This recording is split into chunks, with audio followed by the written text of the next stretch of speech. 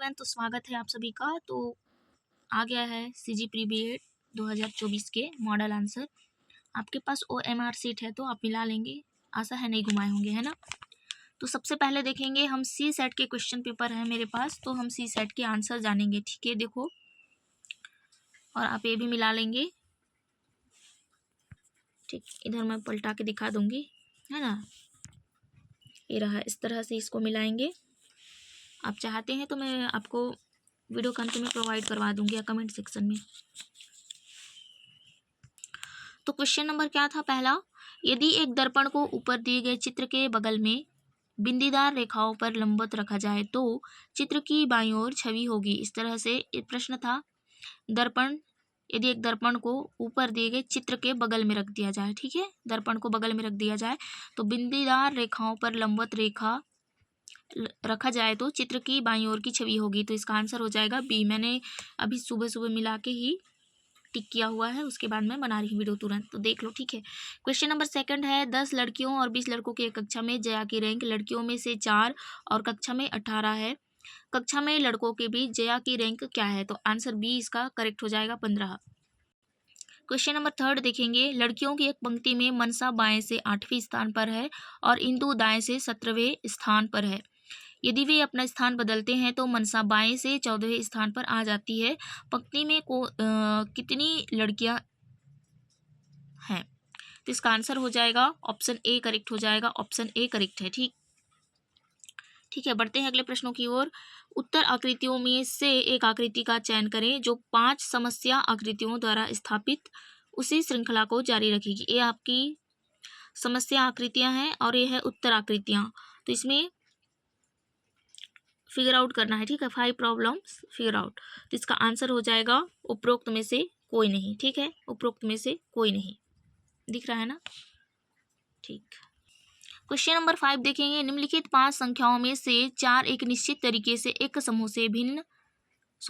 से संबंधित है और अन्य अलग है, वह भिन्न संख्या क्या है? भिन्न संख्या ज्ञात करनी है। 84, 76, 56, 94 और 24, इसमें से अलग संख्या ज्ञात करना है। तो इसका आंसर हो जाएगा ऑप्शन नंबर सी करेक्ट हो जाएगा। क्वेश्चन नंबर 6वां देखेंगे, इसका आंसर हो जाएगा डी। क्वेश्चन नंबर 7 का आंसर हो जाएगा ऑप्शन ए 284। पढ़ लेना इसको, ठीक है आप लोग। क्वेश्चन नंबर देखेंगे 8वां, गोपाल को याद है कि उसके दोस्त राजेश का जन्मदिन 4 दिसंबर के बाद लेकिन 7 दिसंबर से पहले है।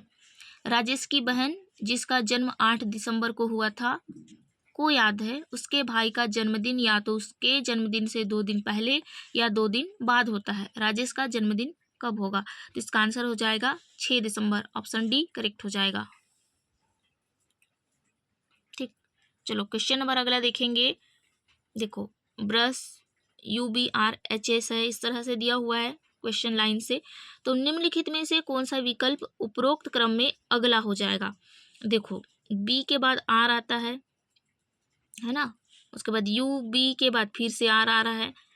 इसमें देखना भी आप लोग आराम से, इसमें उपरोक्त में से अगला क्रम पूछा है, आप लोग बनाए होंगे तो बना ही होगा आपसे, तो ऑप्शन बी इसका करेक्ट हो जाएगा। ठीक है, वैसे आंसर बी मैं भी लगा के आई थी तो करेक्ट है, आंसर बी ही करेक्ट हो जाएगा। क्वेश्चन नंबर देखेंगे अगला, अरुण भानु से लंबा है और भानु चरण से लंबा है लेकिन दिलीप से छोटा है, उनमें से सबसे लंबा कौन है? अरुण क्या है, भानु से लंबा है, ठीक, तो अरुण लंबा ही हो गया भानु से, और भानु क्या है, चरण से लंबा है, ठीक, चरण से बड़ा कौन है, भानु है, लेकिन दिलीप से छोटा है, तो उनमें से सबसे लंबा कौन है? तो आंसर हो जाएगा अरुण और दिलीप, ऑप्शन सी करेक्ट हो जाएगा। क्वेश्चन नंबर 11 देखेंगे, उत्तर की ओर मुख किए हुए 40 बच्चों की एक पंक्ति में सतीश अजय के दाएं से 8वें स्थान पर है। यदि अजय पंक्ति के दाएं छोर से 18वें स्थान पर है तो सतीश पंक्ति के बाएं छोर से कितनी दूर पर है? तो ऑप्शन आपका बी करेक्ट हो जाएगा, 31। क्वेश्चन नंबर 12 देखेंगे, निम्नलिखित 4 शब्दों में से 3 एक निश्चित तरीके से समान है और एक भिन्न है, बेजोड़ को चुने। पंचकोण, षटकोण, सातकोण और हेंडेकागोन। तो इसमें आंसर हो जाएगा षटभुज। ठीक, क्वेश्चन बी इसमें बेजोड़ है। चलो अगला क्वेश्चन देखें। क्वेश्चन नंबर 13 है, रविवार को सतीश ने किताब पढ़ी। सुधा ने वह किताब अनिल से 1 दिन पहले लेकिन सतीश के 4 दिन बाद पढ़ी। अनिल ने किस दिन किताब पढ़ी? तो आंसर बी करेक्ट हो जाएगा, शनिवार। क्वेश्चन नंबर अगला देखेंगे 14। देखो इतना लंबा चौड़ा जो क्वेश्चन है, मैं इसका आंसर बता देती हूँ। क्वेश्चन नंबर सी सही हो जाएगा। ठीक है, क्वेश्चन नंबर 15 देखेंगे। यदि जाल को मोड़कर एक घन बनाया जाए तो यह दी गई आकृतियों में से किस आकृति की तरह दिखाई देगी? तो क्वेश्चन इसका आंसर हो जाएगा 15 नंबर का answer D. Answer D correct हो जाएगा। क्वेश्चन नंबर 16 देखेंगे। निम्नलिखित श्रृंखला में आगे क्या आना चाहिए? इस तरह से श्रृंखला है 6 8 8 1 2 6 8 6 1 2 3 लाइन्स दिया हुआ है। इस श्रृंखला में आगे क्या हो जाएगा? 8 के बाद आगे ऑप्शन डी करेक्ट हो जाएगा। ठीक है, क्वेश्चन नंबर देखेंगे। एक निश्चित कोड में, क्वेश्चन नंबर 17, एक निश्चित कोड में 1 2 3 का अर्थ है मैं जा रहा हूँ, याद रखेंगे। 3 4 5 का अर्थ है मैं खा रहा था और 1 4 6 का अर्थ है वह जा रही थी। निम्नलिखित में से कौन सा अंक खाने के लिए है? Option A 1, option B 2, option C 5, option D 3। तो option number C 5 answer correct हो जाएगा। ठीक है,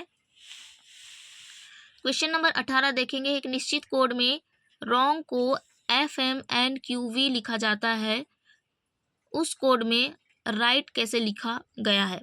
तो इसका आंसर हो जाएगा ऑप्शन नंबर डी करेक्ट हो जाएगा। ठीक है, चलो बढ़ते हैं क्वेश्चन नंबर 19 की ओर। श्रृंखला पूरी करें। आप लोग देख लिए होंगे आंसर, पहले मैं टिक कर दी हूँ बाजू में। क्वेश्चन नंबर 19 का आंसर हो जाएगा 16। ठीक, क्वेश्चन नंबर 20 देखेंगे। घन बनाने के लिए कौन सी आकृति दी गई वस्तु पर फिट बैठती है? तो इस तरह से इसका आंसर हो जाएगा ऑप्शन ए करेक्ट हो जाएगा। क्वेश्चन नंबर 21 देखेंगे। एक व्यक्ति उत्तर की ओर 5 मीटर चला, बाईं ओर मुड़ा और 10 मीटर चला। फिर वह दाहिनी ओर मुड़ा और 20 मीटर चला। फिर दाहिनी ओर मुड़ा और 20 मीटर चला। वह आरंभिक बिंदु से कितनी दूर पर है? तो इसका आंसर हो जाएगा बी 25 मीटर। एक क्वेश्चन देखो, क्वेश्चन नंबर 22 में छोड़ दी थी, मेरे को ना कंफ्यूजन लग रहा था अजीब सा। देखो, कुछ पक्षी जानवर है, सभी जानवर नदियां हैं, कुछ नदियां शेर है। तो निष्कर्ष में क्या हो जाएगा? पहला है कुछ शेर जानवर हैं, कुछ नदियां पक्षी हैं, कोई जानवर शेर नहीं है। तो दिए गए कथनों में से 3 निष्कर्ष निकाले जाते हैं। कौन सा निष्कर्ष तार्किक रूप से अनुसरण करता है? इसका आंसर हो जाएगा आंसर नंबर डी, दूसरा या तो पहला या तीसरा अनुसरण करते हैं। तो इस तरह से क्वेश्चन का आंसर डी हो जाएगा, मतलब दूसरा, पहला और तीसरा अनुसरण करते हैं। आंसर डी करेक्ट हो जाएगा। निम्नलिखित 4 शब्दों में से 3 एक निश्चित तरीके से समान है और एक भिन्न है। बेजोड़ को चुने। ओम, एम्पियर, वोल्ट और केल्विन। तो इसका आंसर हो जाएगा केल्विन अलग हो जाएगा। क्वेश्चन नंबर 24 देखेंगे। इस श्रृंखला को देखें 22, 21, 23, 22, 24, 23। आगे अगला कौन सा नंबर आना चाहिए? जरा देखें तो हम क्या लगाए हैं। अच्छा, गलत आंसर लगा के आगे हम, कोई नहीं। क्वेश्चन नंबर 24 का आंसर हो जाएगा आंसर नंबर डी 25। ठीक है, चलो क्वेश्चन नंबर 25 देखेंगे। उस विकल्प का चयन करें जो 5 वैकल्पिक आकृतियों में से 3 का प्रतिनिधित्व करता है, जो एक दूसरे में फिट होने पर एक पूर्ण वर्ग बनाएंगे। तो 25 नंबर का आप देख लो पहले।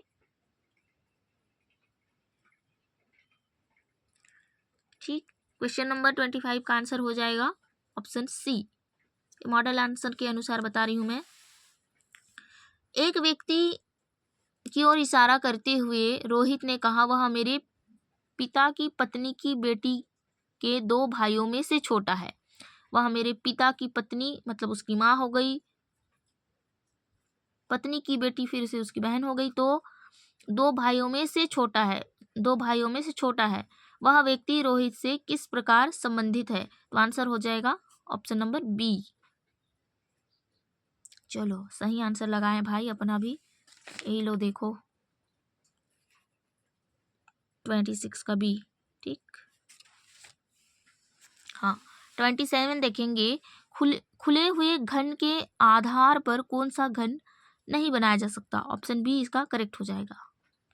क्वेश्चन नंबर 28 देखेंगे, P मल्टीप्लाई Q का अर्थ है P Q की माँ है, P भागित Q का अर्थ है P Q की बहन है, और P प्लस का मतलब होता है Q से P और Q का भाई है, P Q का भाई है। P यदि माइनस है Q के साथ तो अर्थ हो जाएगा P Q का पिता है। अभिव्यक्ति में K D से किस प्रकार संबंधित है? देखो D भाग का मतलब क्या हो जाएगा?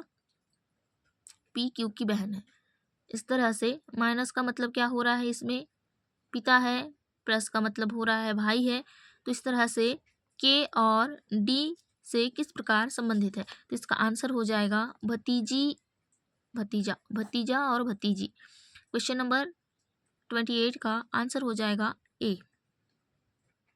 ठीक हो गया, इधर इंग्लिश भाग देखो। चलो बढ़ते हैं अगले प्रश्नों की ओर। निम्नलिखित में से कौन सा विकल्प उपरोक्त क्रम में अगला है?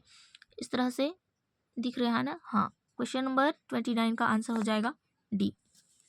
यदि x का अर्थ है भागित और भाग का अर्थ है प्लस और प्लस का अर्थ है माइनस और माइनस का अर्थ है मल्टीप्लाई, तो 2 माइनस, ठीक है, 2 माइनस 50 प्लस 40 मल्टीप्लाई 10, उसके बाद divided 96 equal to question mark.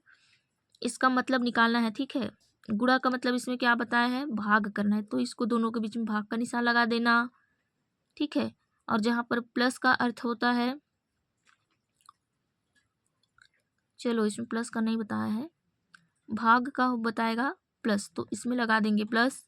और प्लस का अर्थ है, जहाँ भी प्लस यहाँ दिया है ना, तो इसमें हो जाएगा माइनस, और माइनस का अर्थ हो जाएगा इसमें गुणा, तो इसमें गुणा का निशान लगा देंगे और इसको बॉड मस्ट का आंसर लगा देंगे, तो इसमें आंसर निकल जाएगा ऑप्शन नंबर सी 192। इस तरह से 30 का आंसर हो जाएगा, ओ गॉड 192, यस करेक्ट आंसर 192 हो जाएगा। ये ना थोड़ा सा कंफ्यूज हो गए होंगे क्योंकि माइनस नीचे दिया गया है। ठीक, आंसर सी करेक्ट है। क्वेश्चन नंबर देखेंगे सामान्य ज्ञान से, प्रश्न नंबर है 31। निम्नलिखित या निम्न कथनों पर विचार कीजिए। पहला है, सर्वोच्च न्यायालय के न्यायाधीश अपने पद पर न रह जाने के पश्चात किसी सरकार के अधीन किसी और पद के पात्र हो सकते हैं। पढ़ लिए पहला। दूसरा है, नियंत्रक महालेखा परीक्षक अपने पद पर न रह जाने के पश्चात किसी सरकार के अधीन किसी और पद के पात्र नहीं होते। अब उत्तर दीजिए। ऑप्शन पहला बोल रहा है सही है, ऑप्शन दूसरा भी सही है, ऑप्शन तीसरा है पहला और दूसरा दोनों ही सही है, ऑप्शन डी है पहला और दूसरा दोनों गलत है। तो ऑप्शन सी करेक्ट हो जाएंगे, पहला और दूसरा दोनों ही सही है। क्वेश्चन नंबर 32 देखेंगे, निम्नलिखित समाचार पत्रों को उनके संपादक अथवा संस्थापकों से सुमेलित कीजिए। जो मिरातुल अखबार है, नीचे देखो संपादक और संस्थापक दिया है। इस तरह से व्यापम भी कितना कंजूसी करता है, छोटू सा जगह में बनाया है, ठीक है। 32 का आंसर है, पहले देखो मैं मिला दी हूँ, वैसे ऑप्शन बी इसका करेक्ट आंसर है, ठीक है, ऑप्शन बी करेक्ट है। तो मिरातुल अखबार हो जाएगा चौथा नंबर, तो राजा राम मोहन राय ने किया है, और कॉमरेड का हो जाएगा तीसरा नंबर, तो मोहम्मद अली हो जाएगा, ठीक है, मोहम्मद अली। और हल हिलाल दिया है ना, अल हिलाल, सी का आंसर हो जाएगा पहला, मौलाना अबुल कलाम आज़ाद ऐसा लिखा हुआ है। और युगांतर का आंसर हो जाएगा डी का दूसरा, तो वारिंदर कुमार घोष, ठीक है, युगांतर का। तो इस तरह से ऑप्शन बी आपके करेक्ट हो जाएंगे। अब देखो, राज्य स्तर पर स्कूली शिक्षा एवं शिक्षा के शैक्षिक कार्यक्रमों की योजना, क्रियान्वयन एवं मूल्यांकन हेतु उत्तरदायी निकाय है। तो इसका आंसर हो जाएगा SCERT, तो ऑप्शन बी आपके करेक्ट हो जाएंगे।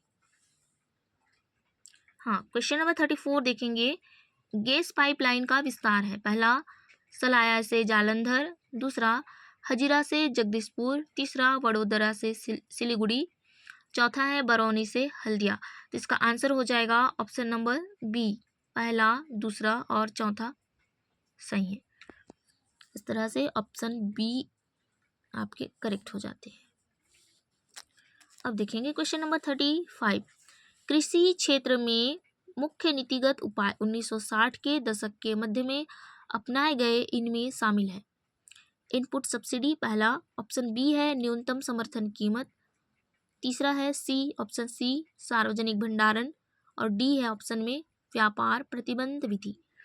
तो इसमें से 1960 के दशक के मध्य में अपनाए गए इनमें शामिल कौन सा है? तो ऑप्शन नंबर सी करेक्ट हो जाएगा, बोथ ए एंड सी, मतलब पहला और ए तीसरा नंबर का, ठीक, ए और सी, ऑप्शन नंबर सी इसमें करेक्ट हो जाएंगे।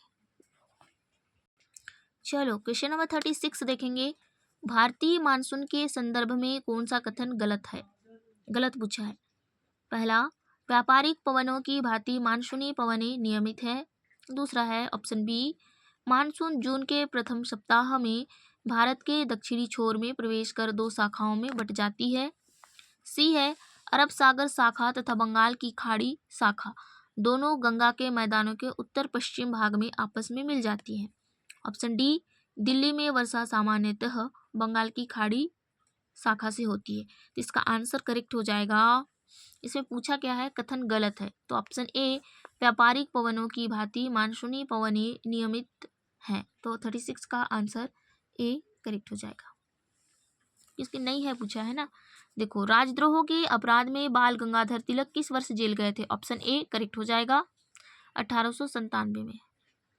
आप लोग मिलाओ आंसर साथ साथ में OMR सीट लेके, और कितना नंबर आता है आप लोग कमेंट करके बताओ, ठीक है, 100 में से कितना नंबर आ रहा है। भारत सरकार द्वारा राष्ट्रीय जलमार्ग घोषित किया गया है। पहला, हल्दिया व इलाहाबाद के मध्य गंगा जल मार्ग, दूसरा, केरल में पश्चिम तटीय नहर कोट्टापुरम से कोल्लम, तीसरा, सदिया व धुबरी के मध्य ब्रह्मपुत्र नदी जलमार्ग। इसमें आल करेक्ट है, सभी सही हैं, ऑप्शन नंबर डी करेक्ट है। चलो क्वेश्चन नंबर 39 देखेंगे। बच्चों को निःशुल्क और अनिवार्य शिक्षा का अधिकार RTE अधिनियम 2009 के संदर्भ में निम्नलिखित में से कौन सा विकल्प सही है? तो इसका आंसर हो जाएगा पहला, कक्षा 1 से 5 के लिए एक शैक्षणिक वर्ष में 200 कार्य दिवस एवं 800 शिक्षण घंटे, कक्षा 6 से 8 के लिए एक शैक्षणिक वर्ष में 220 कार्य दिवस एवं 1000 शिक्षण घंटे। ऑप्शन ए करेक्ट हो जाएगा 39 का, ठीक। इंग्लिश में भी देखो आप लोग, ठीक, देख लिए। चलो क्वेश्चन देखो, इतना लंबा चौड़ा है, इसके ऑप्शंस भी देखो। चलो क्वेश्चन नंबर 40 की ओर बढ़ेंगे।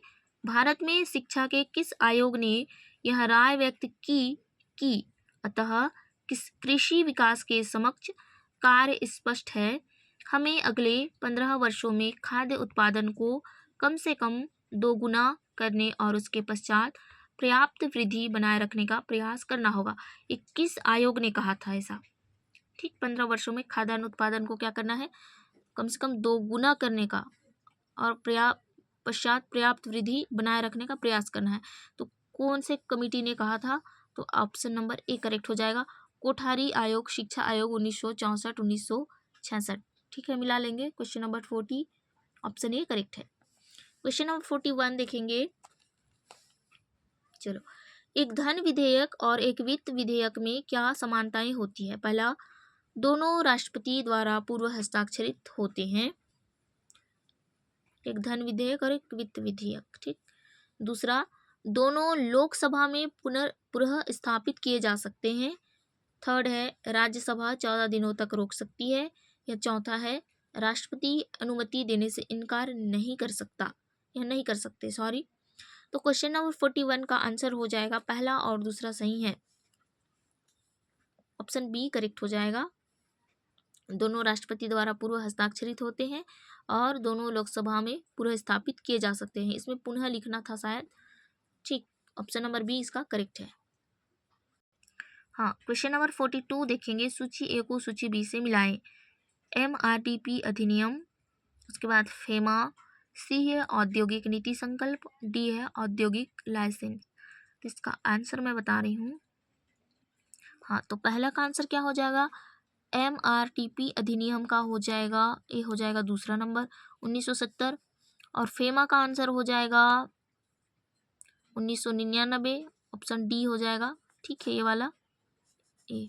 ठीक, और औद्योगिक नीति संकल्प सी का हो जाएगा हमारा पहला, ये रहा दिख रहा है ना, 1956, और औद्योगिक लाइसेंसिंग बच गया, ऑप्शन नंबर इसका डी का तीसरा हो जाएगा, रहा सामने में 1969। इस तरह से ऑप्शन ए आपके करेक्ट हो जाएंगे। क्वेश्चन नंबर 43 देखेंगे, निम्न में से कौन सा संस्थागत वित्त का स्रोत है। क्षेत्रीय ग्रामीण बैंक, दूसरा है भूमिपति, और तीसरा नंबर में ऑप्शन सी है व्यापारी, डी साहूकार। तो निम्न में से कौन सा संस्थागत वित्त का स्रोत है। 43 का आंसर हो जाएगा भूमिपति, ऑप्शन नंबर बी करेक्ट है। क्वेश्चन नंबर देखेंगे, करेवा है। देखो, करेवा चिकनी मिट्टी और दूसरे पदार्थों का हिमोड़ पर मोटी परत के रूप में जमाव, क्या ये हो सकता है, ऑप्शन पहला करेक्ट। उसके बाद देखेंगे, जाफरान खेती के लिए प्रसिद्ध, तीसरा है मिट्टी के समान भूरे रंग का निक्षेप दलदल का बाढ़ की गीली अम्लीय परिस्थितियों में वनस्पति पदार्थों के आंशिक अपघटन से बनता है। तो इस तरह से ये सभी करेक्ट है, इसके answer number option number D correct हो जाएंगे। तो करेवा क्या है, ये सभी हैं। ठीक, अपना देख लेते हैं 44 का आंसर क्या है। ओके, ठीक है, ये सभी सही हैं। तो बढ़ते हैं अगले नंबर के प्रश्नों की ओर। 45, जिला प्राथमिक शिक्षा कार्यक्रम DPEP के संदर्भ में निम्नलिखित में से कौन सा से कथन सही है। स्कूल की प्रभावशीलता में सुधार, ऑप्शन पहला। ऑप्शन दूसरा है स्कूली शिक्षा के विकल्पों विशेषकर अनौपचारिक शिक्षा प्रणाली को मजबूत करना। तो ऑप्शन पहला और दूसरा में क्या सभी सही है, दोनों सही है।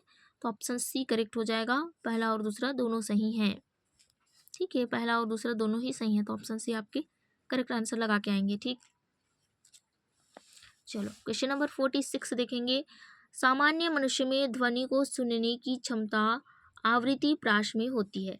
तो इसमें आंसर पहला हो जाएगा 20 हर्ट्ज लेकर 20 किलो हर्ट्ज तक। ठीक, ऑप्शन नंबर पहला करेक्ट हो जाएगा।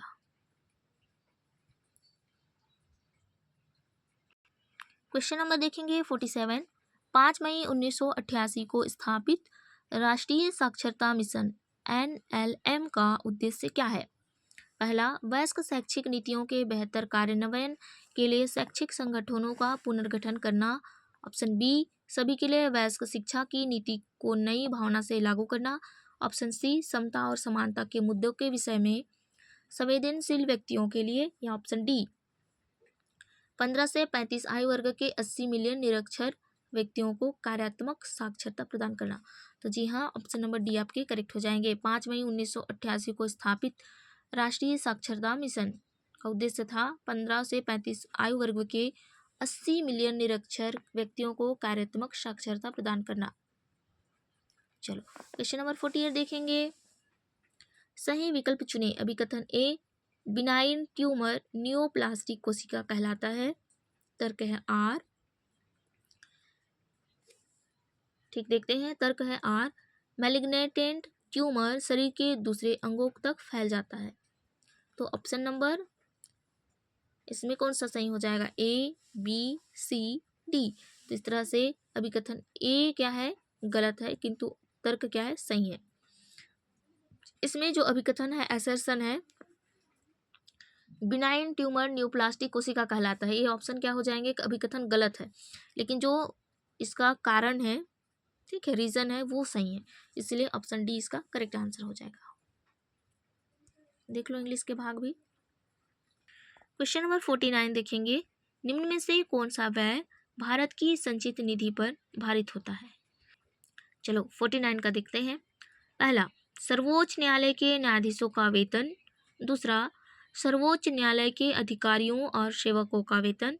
तीसरा, सर्वोच्च न्यायालय का प्रशासनिक व्यय। चौथा, न्यायालय के भवन का संधारण।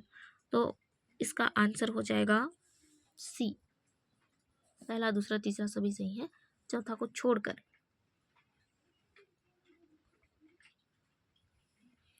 क्वेश्चन नंबर 50 देखेंगे।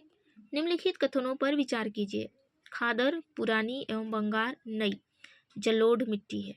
दूसरा, रेगर मिट्टी कपास की खेती के लिए उपयुक्त होती है।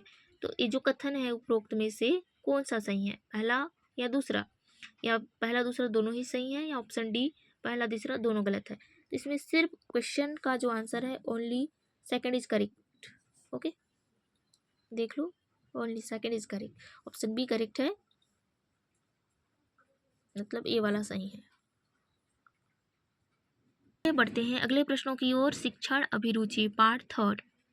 शिक्षा मनोविज्ञान शिक्षक की मदद करता है। ऑप्शन ए, स्वयं को समझने में। ऑप्शन बी, बच्चे को समझने में। ऑप्शन सी, समाज को समझने में। ऑप्शन डी, संपूर्ण शैक्षिक प्रक्रिया में। तो इसका आंसर हो जाएगा एंटायर एजुकेशनल प्रोसेस। तो ऑप्शन डी, संपूर्ण शैक्षिक प्रक्रिया। तो इस तरह से 51 का आंसर हो जाएगा एंटायर एजुकेशनल प्रोसेस 51। 52 देखेंगे। रचनात्मक आकलन का मुख्य उद्देश्य होता है। क्वेश्चन नंबर 52 देख रहे हैं। ऑप्शन है विद्यार्थियों को अंतिम ग्रेड्स प्रदान करना। ऑप्शन बी, इकाई के अंत में विद्यार्थियों के अधिगम को मापना। ऑप्शन सी, विद्यार्थी अधिगम को सुधारने हेतु सतत पृष्ठ पोषण प्रदान करना। या ऑप्शन डी, मानकीकृत मानकों के संदर्भ में विद्यार्थियों निष्पादन की तुलना करना। ऑप्शन सी इसके करेक्ट आंसर हो जाएंगे, the to provide ongoing feedback to improve student learning. Option C correct है। क्वेश्चन नंबर 53 है। कला समेकित अधिगम के संबंध में निम्नलिखित कथनों में से कौन सा सही नहीं है। इसमें क्वेश्चन नंबर में देखो 53 में पूछा है अधिगम के संबंध में, कला समेकित अधिगम के संबंध में कौन सा कथन सही नहीं है। तो ऑप्शन डी है, कक्ष में AIL के प्रयोग हेतु एक शिक्षक को कला शिक्षा में विशेष प्रशिक्षण की आवश्यकता होती है, ये गलत है। क्वेश्चन नंबर 54 है। इसका आंसर हो जाएगा जिगसॉ तकनीक। कौन सी रणनीति विषय वस्तु को भागों में विभाजित करने एवं समूह को विभिन्न भागों पर विशेषज्ञ बनने को शामिल करती है। तो जिगसॉ तकनीक है। 54 का देख लिए, हो गया। चलो बढ़ते हैं अगले प्रश्नों की ओर। क्वेश्चन नंबर देखो 55 देख रहे हो ना। सहयोगात्मक अधिगम कोलैबोरेटिव लर्निंग का विचार समीपस्थ विकास क्षेत्र जोन ऑफ प्रॉक्सिमल डेवलपमेंट के प्रत्यय के आधार पर विकसित हुआ, जिसका प्रतिपादन किसने किया था, ले वाइगोत्स्की। ऑप्शन सी करेक्ट हो जाएगा। क्वेश्चन नंबर 56 देखेंगे। रमेश एक ऐसे शिक्षक हैं जिनको शिक्षा शास्त्र पेडागोजी की गहरी समझ है। वह अपनी शिक्षण विधियों में फील्ड ट्रिप शैक्षिक यात्रा का प्रयोग करते हैं। शिक्षण अधिगम में फील्ड ट्रिप का मुख्य शैक्षिक लाभ क्या है। इसमें ऑप्शन ए है अपने काम के बोझ को कम करने हेतु। ऑप्शन बी, विद्यार्थियों को नियमित कक्ष गतिविधियों से विश्राम देने हेतु। ऑप्शन सी, विद्यार्थियों को एक अलग माहौल में सामाजिकता का अवसर देने हेतु। ऑप्शन डी, उन्हें उन चीज़ों को प्रत्यक्ष अध्ययन अनुभव प्रदान करने के लिए जो कक्षा में नहीं ला जा सकती। तो इसमें हो जाएगा आंसर नंबर डी। ठीक, इसमें ऑप्शन डी करेक्ट है। क्वेश्चन नंबर देखो 57। Which type of group formation is most likely to enhance learning through diverse perspective and peer support. Option B आपके करेक्ट हो जाएंगे, विषम समूह गठन हेट्रोजेनेसिस ग्रुपिंग। क्वेश्चन नंबर 58 देखेंगे। Which of the following statement best capture of essence of teaching as an art. तो answer D correct हो जाएंगे। Teaching can be performed with skills grace and creativity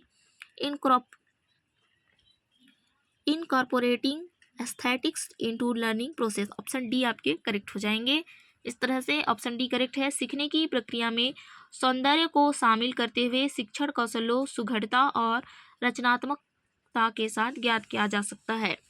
question number 59 देखेंगे। Which of the following stages अच्छा, strategies is most effective is promoting an inclusive environment, तो answer हो जाएगा B, encouraging collaboration and peer support among student.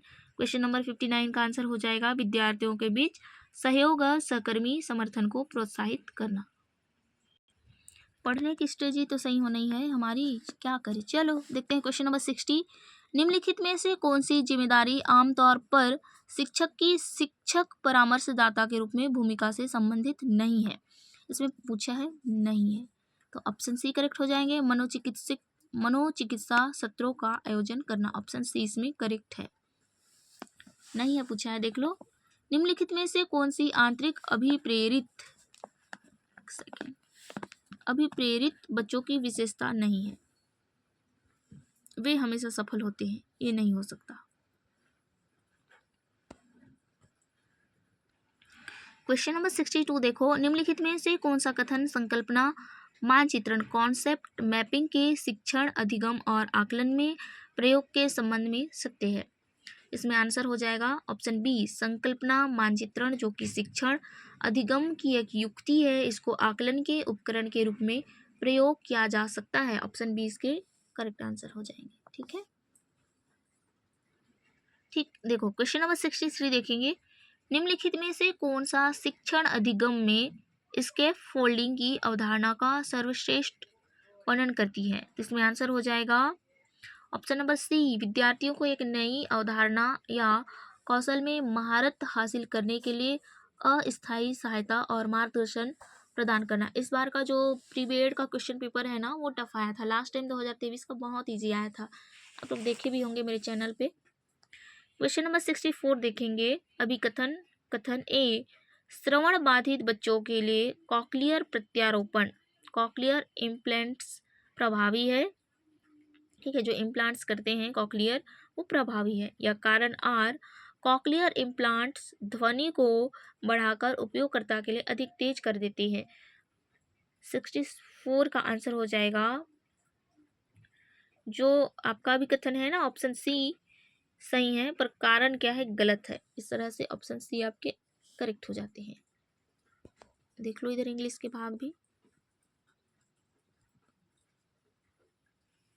Question number 65 देखो, निम्नलिखित में से कौन सा कथन विभिन्न गति डिफरेंट पेस से सीखने वाले विद्यार्थियों के अधिगम को सुगम बनाने के लिए उचित नहीं है? ऑप्शन ए, एक ही समय में बहुत सारी अवधारणाओं को प्रस्तुत करना। ऑप्शन बी, विद्यार्थियों को उनके स्वयं के अनुभवों एवं अवलोकनों पर आधारित उदाहरणों को देने हेतु प्रोत्साहित करना चाहिए ऐसा। ऑप्शन सी, विद्यार्थियों को सौंपने से पूर्व गतिविधि कार्य का विश्लेषण करना कि कार्य को पूर्ण करने में कितना समय लगेगा और उसी अनुसार योजना बनाना। ऑप्शन डी, तुलनात्मक रूप से धीमे सीखने वाले विद्यार्थियों हेतु कुछ अतिरिक्त गतिविधियों अभ्यासों का निर्माण करना। तो इस तरह से ये जो है ना, कौन सा कथन विभिन्न गति से सीखने वाले विद्यार्थियों के लिए अधिगम को सुगम बनाने के लिए उचित नहीं है पूछा है, तो ऑप्शन ए करेक्ट हो जाएगा कि एक ही समय में बहुत सारी अवधारणाओं को प्रस्तुत करना, ये गलत हो जाता है ना, तो ऑप्शन ए आपका सही है। देखो इधर क्वेश्चन नंबर 66, निम्नलिखित एक शिक्षक की विशेषताओं को उनके सामने दिए गए विवरणों के साथ सही मिलान करिए। जो एम्पैथी है, समानुभूति है, इसका आंसर क्या हो जाएगा? एम्पैथी का हो जाएगा capacity to understand and connect with students feelings and experience. Empathy का हो गया ना, ठीक है। चलो मैं ऐसा कर देती हूँ ए, ठीक है। कम्युनिकेशन स्किल्स का क्या हो जाएगा? डी हो जाएगा, ये दिख रहा है A, clear and concise expressions of ideas instruction and feedback. Communication skills का हो जाएगा, ठीक है। ये दूसरा नंबर मैं लगा दे रही हूँ।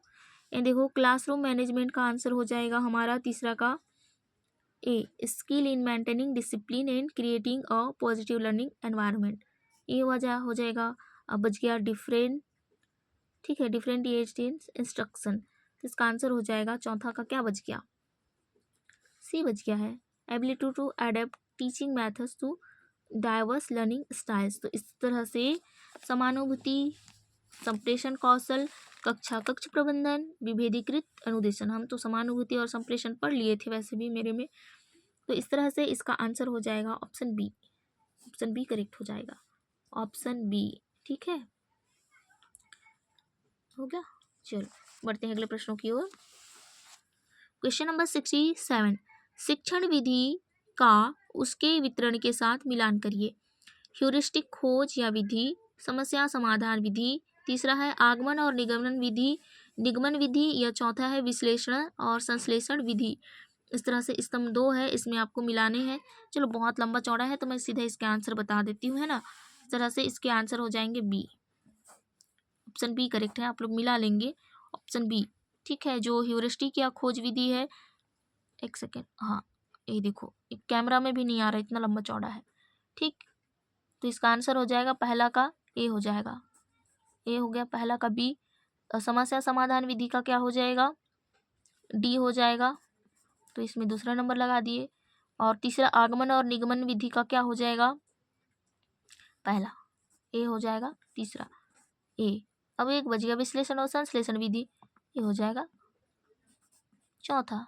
ठीक, थोड़ा बड़ा बड़ा लिख दी हूँ, हो गया, मिला लिए ना। चलो ऑप्शन बी करेक्ट है। क्वेश्चन नंबर 68 देखेंगे, कोल्ब के सीखने के चरण को उसके सही विवरण से मिलाएं। मूर्त अनुभव, मननशील अवलोकन, अमूर्त अवधारणा और सक्रिय प्रयोग। इस तरह से क्वेश्चन नंबर 68 है, 68 का आंसर हो जाएगा सी। ऑप्शन सी करेक्ट है।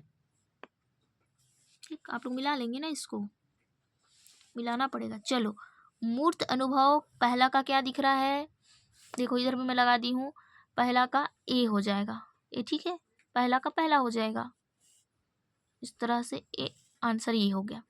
रिफ्लेक्टिव ऑब्जर्वेशन, ठीक है, सेकंड का क्या हो जाएगा, डी है, इस तरह से इसका हो जाएगा डी। अब देखो इसमें बच गया एब्स्ट्रैक्ट कॉन्सेप्टुलाइजेशन। ठीक, तो तीसरा का हो जाएगा, एक सेकेंड, हाँ तीसरा का सी हो जाएगा, ये दिख रहा है ना, ये वाला अराइविंग एट द एब्स्ट्रैक्ट। तो बच गया एक एक्टिव एक्सपेरिमेंटेंस का बच गया हमारे पास, बी बच गया है बेचारा अकेला। ठीक, ये हो गया ए वाला। Workable hypothesis developed are put to test, option C correct हो जाएगा। ठीक है, बढ़ते अगले प्रश्नों की ओर। फ्लेमिंग के VAR के वाक अधिगम मॉडल के अनुसार 4 प्रकार की अधिगम शैलियाँ हैं। तो 4 प्रकार की शैलियाँ क्या है, visible, aware, reader and knowledgeable. तो ऑप्शन सी करेक्ट हो जाएगा, दृश्य, जागरूक, पाठक और ज्ञानवान।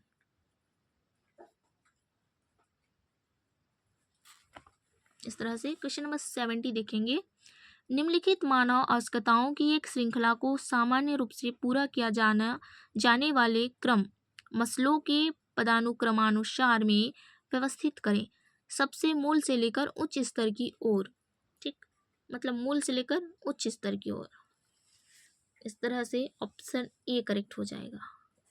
पहले क्या आएगा, जीवन के अस्तित्व हेतु मूलभूत आवश्यकताओं को पूरा करना। उसके बाद हो जाएगा एक स्थिर नौकरी और सुरक्षित महसूस करना, सबको पता है करना चाहते हैं। उसके बाद ये हो जाएगा घनिष्ठ संबंध बनाना और जुड़ाव की भावना महसूस करना। नौकरी करोगे तब तो संबंध बनाओगे, अच्छे से जुड़ाव महसूस करोगे, है ना। उसके बाद तीसरा हो जाएगा सम्मानित महसूस करना और पहचान प्राप्त करना। पहला हो जाएगा सुखी और व्यक्तिगत विकास की खोज। इस तरह से ऑप्शन पहला आपका करेक्ट हो जाएगा।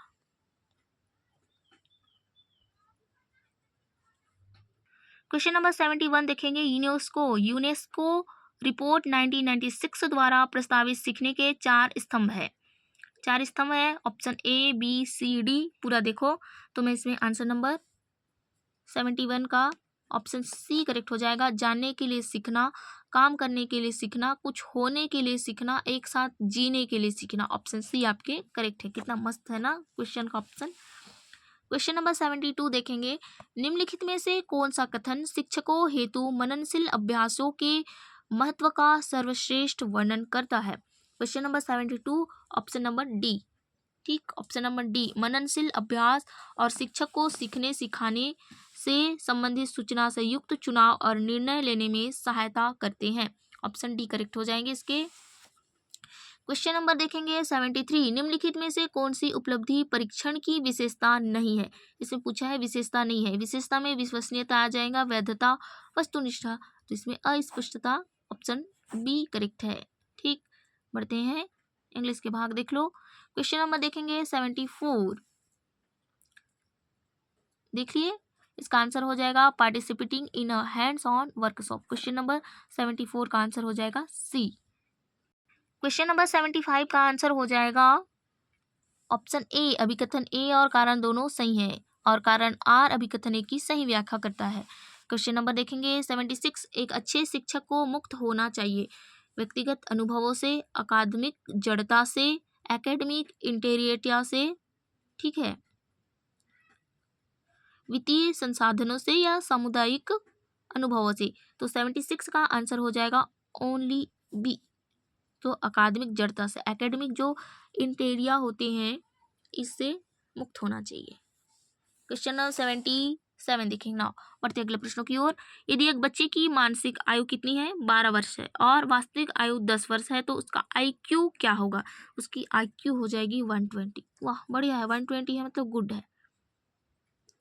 चलो क्वेश्चन नंबर देख लिए ना, 77 का आंसर हो जाएगा सी 120। क्वेश्चन नंबर 78 देखेंगे। NEP 2020 के अनुसार स्कूली शिक्षा पाठ्यक्रम को निम्नलिखित शैक्षणिक स्तरों में विभाजित किया गया है। ऑप्शन ए प्रिपरेटरी स्तर, ऑप्शन बी आधारभूत स्तर, ठीक है, आधारभूत स्तर हो सकता है क्या, ऑप्शन सी उच्च माध्यमिक स्तर, उसके बाद डी मिडिल स्तर, ई माध्यमिक स्तर और एफ प्राथमिक स्तर। इस तरह से ऑप्शन ए करेक्ट हो जाएंगे। आधारभूत स्तर सही है, प्रिपरेटरी स्तर उसके बाद आएगा, उसके बाद डी हो जाएगा मिडिल स्तर, उसके बाद हो जाएगा माध्यमिक स्तर। इस तरह से शैक्षणिक स्तरों में विभाजित किया गया है। ऑप्शन ए आपका करेक्ट है। क्वेश्चन नंबर 79 देखेंगे। निम्नलिखित में से कौन सा विद्यालय स्तर पर शिक्षण हेतु शिक्षण सूत्र नहीं है, पूछा है। इस तरह से क्वेश्चन नंबर 79 के बी हो जाएंगे एब्स्ट्रैक्ट टू कॉन्क्रीट, ठीक है, अमूर्त से मूर्त कंसंट्रेशन वाला ऑप्शन 79 का हो जाएगा बी। क्वेश्चन नंबर 80 देखेंगे। कक्षा में अनुशासन बनाए रखने में शिक्षक की भूमिका क्या है। आपको पता है कितने शैतान बच्चे होते हैं ना, ठीक है। अनुशासन बनाए रखने के लिए क्या करना पड़ता है, अनुपालन सुनिश्चित करने हेतु भय का वातावरण बनाना, हाँ बनाना पड़ता है, नहीं तो सिर में चढ़ के नाचेंगे। ऑप्शन बी स्पष्ट नियम एवं परिणाम स्थापित करना, नियम बता देना है स्पष्ट और उसके परिणाम क्या होंगे वो भी बता देना है गलत करोगे तो। सी छोटे दुर्व्यवहारों को अनदेखा करना, क्या आप करते हो, ना करो। डी सभी अनुशासन संबंधी मुद्दों को संभालने के लिए प्राचार्य पर निर्भर करना, ये तो नहीं कर सकते। इस तरह से ऑप्शन बी करेक्ट हो जाएंगे, पहला और दूसरा, ठीक है, पहला और दूसरा सही है, तो ऑप्शन बी करेक्ट है।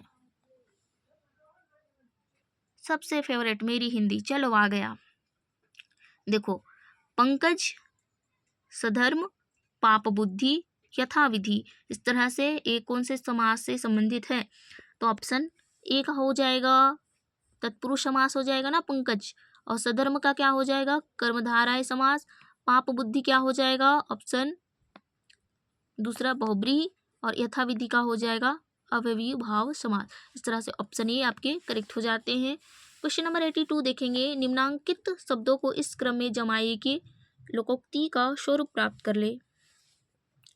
अपनी करनी पार, उसके बाद क्या हो जाएगा उतरनी, ऑप्शन सी करेक्ट हो जाएगा।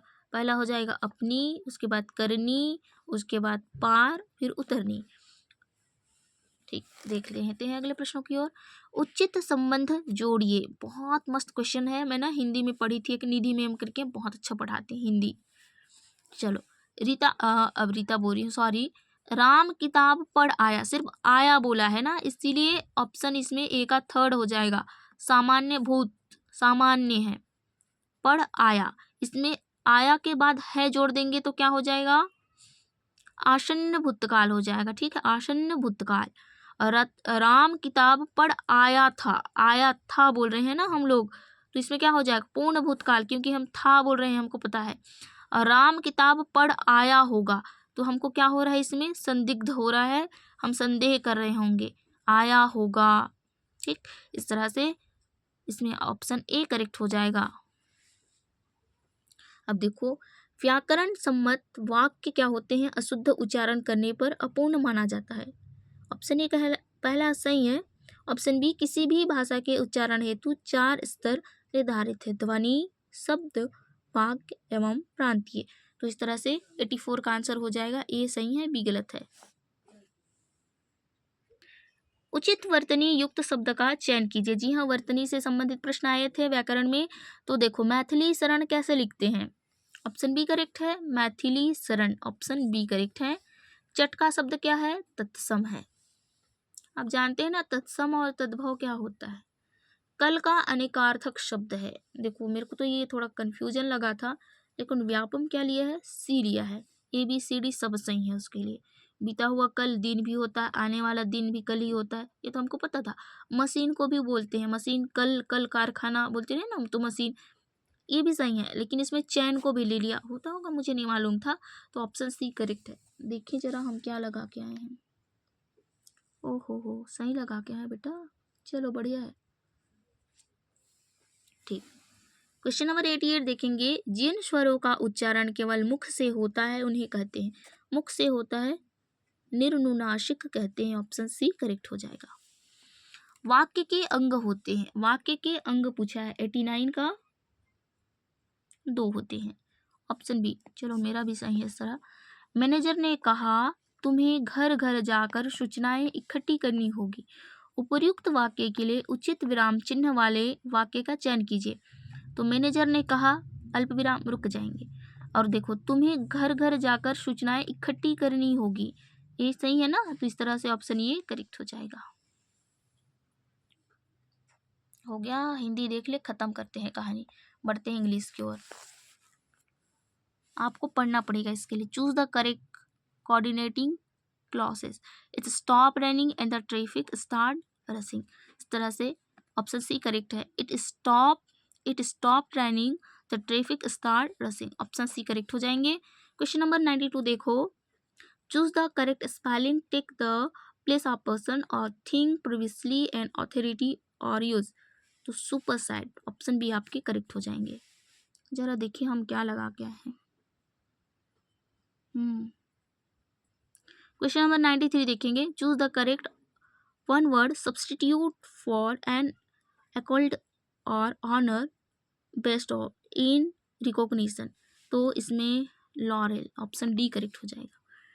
Question number 94। Choose the correct preposition, she was born in हो जाएगा। दिसंबर के साथ क्या लगता है, दिसंबर और मिडनाइट है, तो आंसर सी हो जाएगा, इन और 8, दिसंबर 8। चलो क्वेश्चन अगला देखेंगे। इसमें read the following passage and answer the question form 95 to 100। आप लोग इसको देखो जरा, थोड़ा फास्ट फॉरवर्ड भी करके देखो, या फिर आपको स्लो करके देखना है, स्लो करके देखो, क्योंकि अब तो हम जाएंगे खेती बाड़ी में, इतनी बारिश में जाना ही पड़ेगा।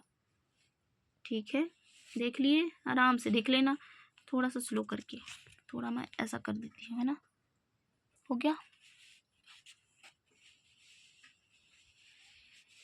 काफ़ी लंबा चौड़ा लिस्ट है, तो इस तरह से और भी बाकी रह गया है, इसी का पैसेज है, पढ़ना है, उसके बाद इसमें आंसर बताना है। देखो 95 दिखा आपको। Choose the correct order of sentence, C, ये जो सेंटेंस है इसको करेक्ट ऑर्डर में बताना है, तो इसका आंसर हो जाएगा पहला। ऑर्डर किस तरह से है देखो, मिला के बताना है। ठीक, आप लोग मिला लेंगे, मैं सीधे बता रही हूँ। ऑप्शन ये करेक्ट है, मैंने पेंसिल से टिक कर दिया है।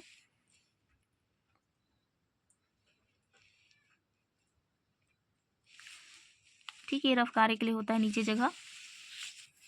देखो, Barnes wanted to take his gun, आप पढ़ेंगे तो पता चल जाएगा। Which of the this sentence suggest that Lucy या Lacy and Barnes fair thieves.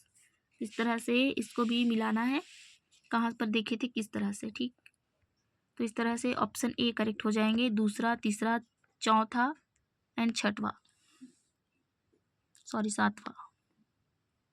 इस तरह से ऑप्शन ए करेक्ट हो जाएगा। 98 का आंसर हो जाएगा अ सिग्नल। ठीक, this story is about two thieves, दो चोरों की कहानी है, दोनों के बारे में बता रहे हैं। इन 100 नंबर का क्वेश्चन का हो जाएगा अ कार केम। इसको ना 2-3 बार अच्छे से पढ़ना पड़ा था मुझे तो, क्योंकि लास्ट के 10 मिनट बाकी थे। देख लिए ना, ठीक है, चलो देख लिए। इस तरह से हम यहाँ पर ख़त्म करते हैं, ये हो जाता है। ऑप्शन आपके जितने भी थे देख लिए, आंसर देख लिए। ये 2 घंटे का पेपर होता है, इसलिए थोड़ा हार्ड लगता है। एंड इक्वेशन क्या था, पेपर सेट सी था, ये देख लो। और इसमें OMR सीट वगैरह मिला लिए, और इसमें नेगेटिव मार्किंग नहीं होती है। दोस्तों आप सभी क्वेश्चन बना के आए होंगे, है ना, इस तरह से कैसे कैसे आते हैं। ठीक, चलो ये CG B.Ed का हो गया। अगला देखेंगे हम लोग, आप बोलोगे तो इसका भी बना दूंगी मैं, DLED 2024 के क्वेश्चन पेपर। ये भी मेरे पास C सेट्स का आया हुआ था। चलो, थैंक्स फॉर वॉचिंग।